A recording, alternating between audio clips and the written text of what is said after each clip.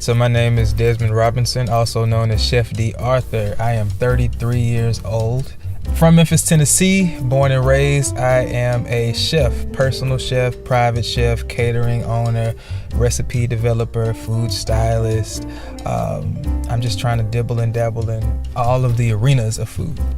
I've been cooking professionally for a little over 6 years now. But I've always had the passion, even since I was a little kid. I was always captivated. It probably stemmed from me always being a grown folks business. So I'm in the kitchen while the grown folk in there cooking and the kids are playing and I'm in there being nosy. But I, just started gravitating to what was going on. Last year, I started a meal prep calendar. There's so many people trying to get in shape and they're doing classes like this and they're working out and they're doing boot camps, but they don't know what to eat. So you end up eating the same sad meal like chicken breasts, this kind of dry, and broccoli. So what this calendar does is gives you healthy-ish ideas to get you through the year, to kind of track you with your workout and your healthy eating. And when I say healthy-ish, it takes some of your favorite meals and gives you a healthy alternative. So it might not be like extremely calorie counting type of healthy, but it's like chicken and waffles, for example. I have a buckwheat waffle, which is like a wheat flour, and a panko crusted oven roasted chicken. So it's still chicken and waffles, it's just a healthy version of it. As far as with my catering company, I do all types of events. We've done everything from large weddings to large corporate events, intimate events, baby showers, bridal showers, anniversary parties, pretty much anything you needed food for, we've done it. Our largest event has been for 800 people, and the smallest has been for one person. So anything that you need food for. We're known for our brunch day parties. We started those about 4 years ago, almost 5 years ago now.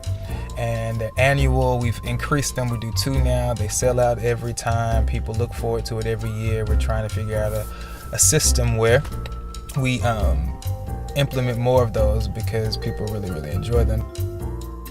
So I became that kid that, if mom made some food and we had leftovers, I wouldn't heat it up in the microwave. I would heat it up in the skillet and I would add stuff to it. If I had ramen noodles, I couldn't just use the seasoning packet that came with it. I had to add all of this stuff in her spice cabinet. So it just always kind of came to me organically. And by the time I became an adult, I knew that's what I wanted to do. Originally, I was catering out of my apartment. As far as clientele, I've worked for most notably Thaddeus of currently the Indiana Pacers. We were with the Brooklyn Nets. I worked with Jeff Green at one point when he was with the Memphis Grizzlies. I've cooked for everybody from the mayors of Memphis to just a lot of different influential people in the city. So I wanted to be a chef, but I didn't know how to become a chef. I graduated high school in 2003, so there was nobody saying, if you want to go to culinary school, this is how you do it. After going to University of Memphis, I graduated and was like, what do we do now? Got a job. I was miserable. I'm not gonna say the company, but I was borderline depressed. I hated this job so much. Quit that job and moved to Atlanta to go to culinary school. I get an email from a lady and she was like, I want you to cater, be the chef for me and my family for this summer. We want some meals. I sent her the invoice. She paid it all immediately. I was like, who is this chick?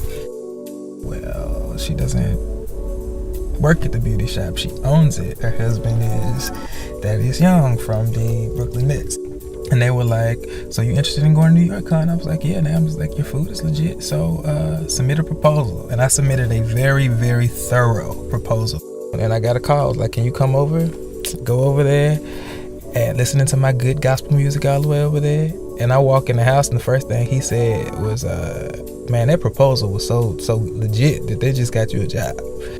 He was like, so how do you want it? You want me to you want it monthly, you want it weekly, you want me to write you a check right now? And so yeah, that's what it was. And I moved to New York, hired some people in my catering company in Memphis. So I was flying to and from New York and Memphis.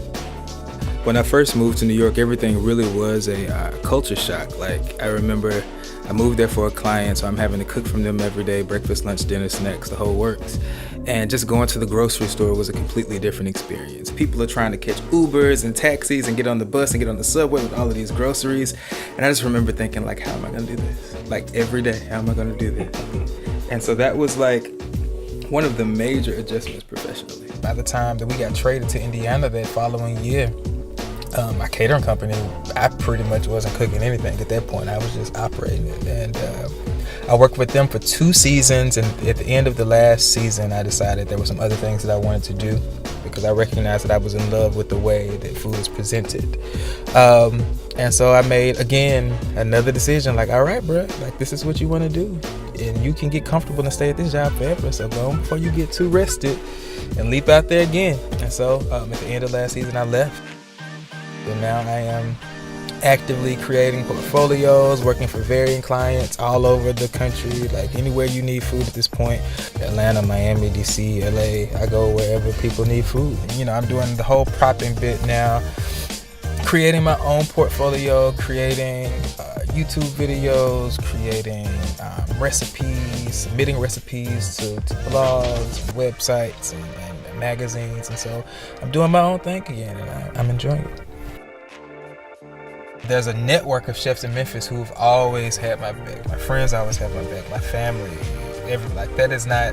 You hear people's narrative sometimes, and it comes with nobody believed in me. I had to believe in myself, and you hear that, but that's just not my journey. I've had tremendous support from day one, even since before day one. It's not like I had it all figured out at the beginning. Every step required me to learn what was required to be successful at the next step. So you figure it out and you do it, and then you move on to the next step.